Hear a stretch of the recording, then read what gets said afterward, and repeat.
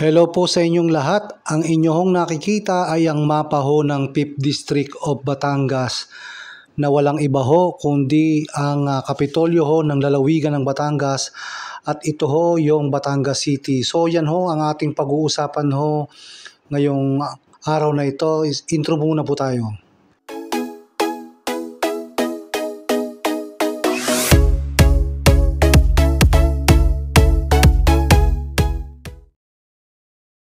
Gaya ho ng aking nasabi, ito ho yung Batangas City, ito ho yung mapa na kung saan nandyan po ang Kapitolyo ng Batangas City o ang lalawigan ho ng Batangas. At nandyan din po yung ilang larawan sa Batangas City po. At ilang mga gusali at kalye, kasama na rin po dyan yung roundabout na matatagpuan po sa Balagtas.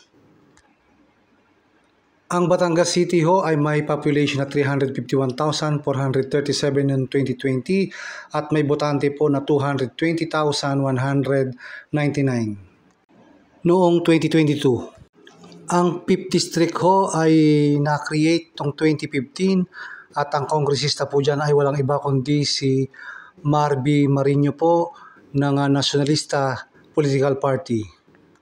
Alamin ho natin ngayon kung gaano na ho katagal itong si Congressman Marby Marino sa 5th District po ng Batangas at kung paano ito nagsimula. Ayon po sa record, ang congressman po ng 5th District of Batangas ni si Marby Marino ay nagsimula pong pumasok sa politika noong siya ay lumaban noong 2007 bilang city councilor po ng Kapitolyo ng Batangas at ito nga po yung Batangas City. At noong 2010 po nagpasya siyang tumakbo naman sa posisyon ng board member sa lalawigan po ng Batangas at siya muling tumakbo noong 2013 ho at siya ay na-re-elected bilang board member po ng probinsya ho ng Batangas. So dito ho nagsimula ang political career po ni Congressman Marby Marino po ng 5th District po ng lalawigan po ng Batangas. At noong 2016 po ay nagpasya itong si Congressman Marby Marino na pasukin po ang mundo ng representative o bilang kongresista po ng 5th District.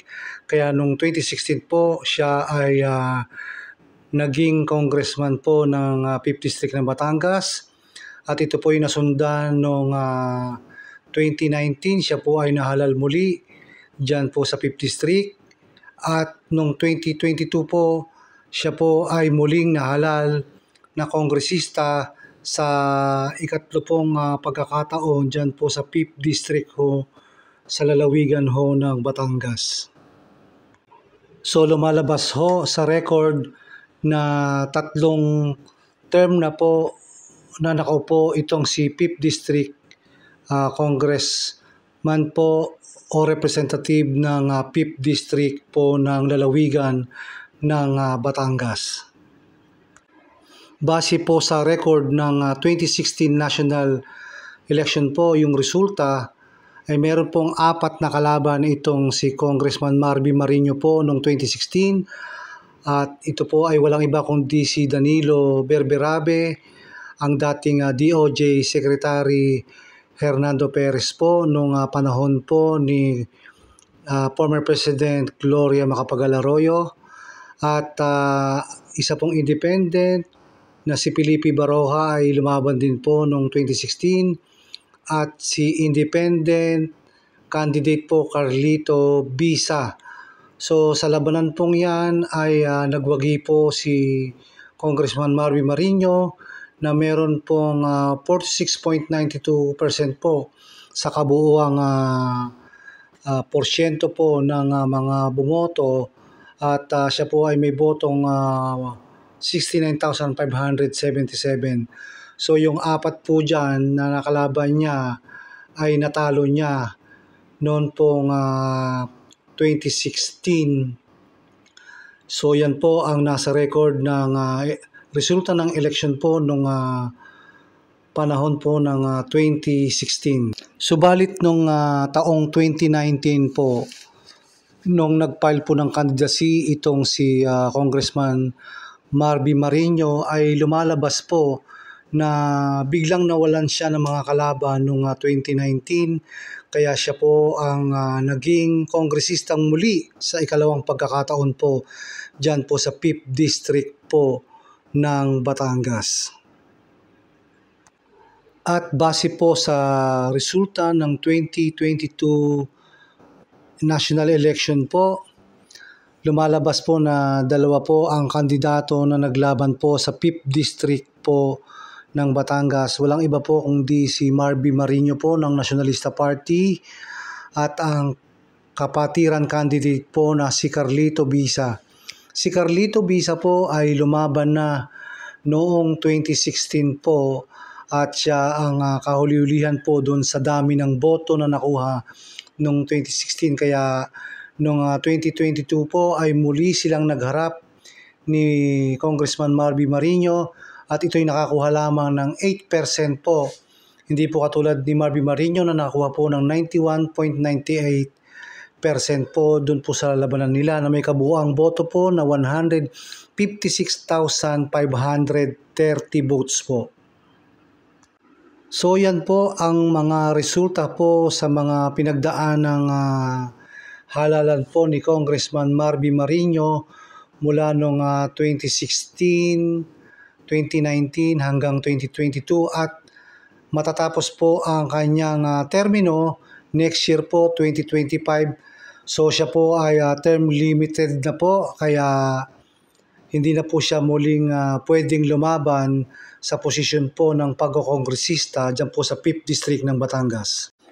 At ayon po sa COMELEC, ito pong darating na National Election 2025, ang listahan po na maglalaban sa pagkakongresista o representative po ng ika-5 distrito po ng Batangas ay walang iba po kundi si Carlito Bisa na ngayon po ay nasa partido po ng Makabayan. So siya po ang isa sa mga kandidato po sa pagkakongresista sa 5th District ng Batangas at gaya ng aking nasabi, term limited na po itong si Congressman Marby Marinho.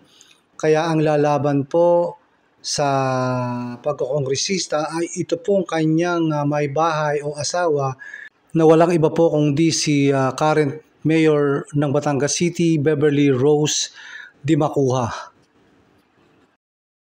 So ang isang kandidato po na ating binanggit kanina ay itong si Carlito Dimaano Bisa po, natatakbo po ng kongresista dyan po sa 5th District ng Batangas at siya po ngayon ay nasa partido po ng Makabayan na lalaban po sa next year sa National Election 2025 at marami po siyang binabanggit na legislative agenda na dito po ay hindi na natin maiisa-isa sa dami po.